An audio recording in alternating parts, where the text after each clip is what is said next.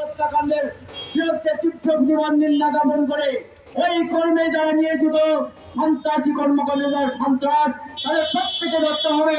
আজকে 7 জন ধরা পড়েছে বলে বেশি খুশি হওয়ার কোনো কিছু নেই।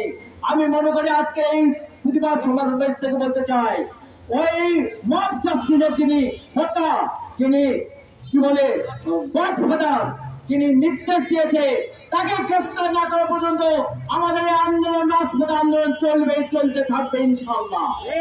গডফাদারকে গ্রেফতার করে তার দৃষ্টান্তমূলক শাস্তির ব্যবস্থা করার জন্য আজকে আহ্বান করছি। আমি পরিশেষে পলাশবাড়িতে আমাদের সাংবাদিক হেডফোনকে কথা বললো, সমাজের রন্ধ্রে রন্ধ্রে আজকে দুর্নীতি ছেয়ে গেছে। শুধু সমাজের না, আমি বলি প্রশাসনের রন্ধ্রে রন্ধ্রে আজকে দুর্নীতি ছেয়ে গেছে। প্রশাসনের জাতীয় আপনি ইনকোয়ারিতে দেবেন, সেও দুর্নীতিবাদ। যার বিরুদ্ধে দুর্নীতি তদন্ত হচ্ছে সেও দুর্নীতিবাদ। দুয়ে মিলে এক হয়ে যে সাংবাদিকদের উপর চালায় নির্যাতন, না, এই নির্যাতন করতে দেওয়া যাবে না।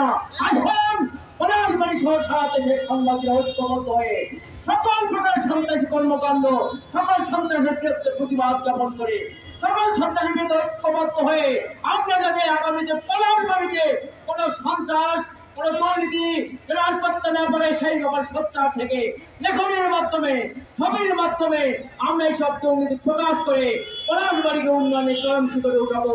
এই আহ্বান রেখে আজকের এই মানববন্ধনে সকল শ্রেণী পেশার মানুষ এবং সকল সাংবাদিকরা উপস্থিত হওয়ার কারণে সকলকে ধন্যবাদ জ্ঞাপন করছি। রাজনৈতিক দলের পিএনপি সাধারণ সম্পাদক সাহেব সংহতি প্রকাশ করেছেন, জামায়াত ইসলাম সংহতি প্রকাশ করেছেন, আইনজীবী সংহতি প্রকাশ করেছেন। সকলকে ধন্যবাদ জ্ঞাপন করে আগামী দিনেও সাংবাদিকদের পাশে থাকার আহ্বান রেখে আমি আমার বক্তব্য শেষ করছি। খোদা হাফেজ। বাংলাদেশ জিন্দাবাদ, বাংলাদেশ সাংবাদিক সমাজ জিন্দাবাদ। খোদা হাফেজ। আসসালামু আলাইকুম ওয়া রাহমাতুল্লাহ।